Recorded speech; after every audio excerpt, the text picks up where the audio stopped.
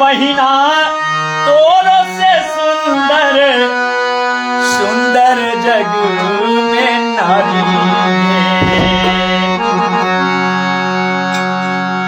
अपने सब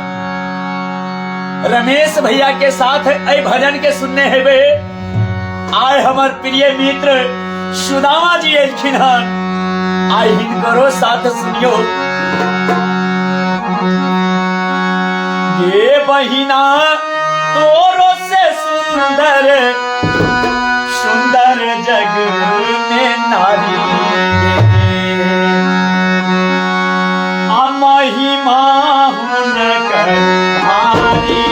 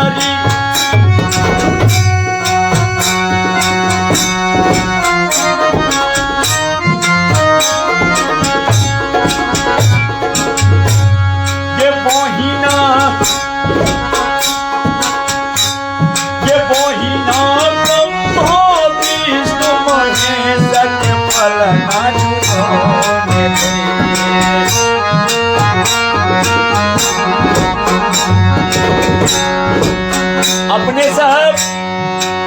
माता अनसुईया के जरूर जाने चाहिए जे कि अपना पतिव्रता धर्म से ब्रह्मा विष्णु महेश के 6 महीना के बालक बने के और पलना में झूललकिन जे महीना ब्रह्मा विष्णु महेश के पलना झूलोले महिमा भारी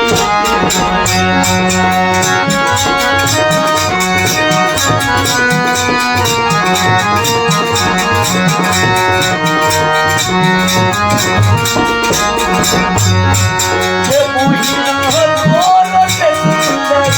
सुंदर महिमा भारी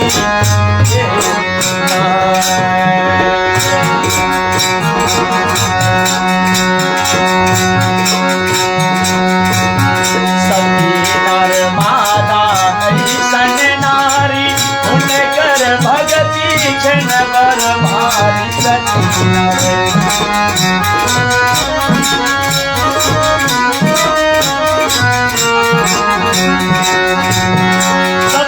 नर माता ऐसन नारी उनकर भगति छन बर भारी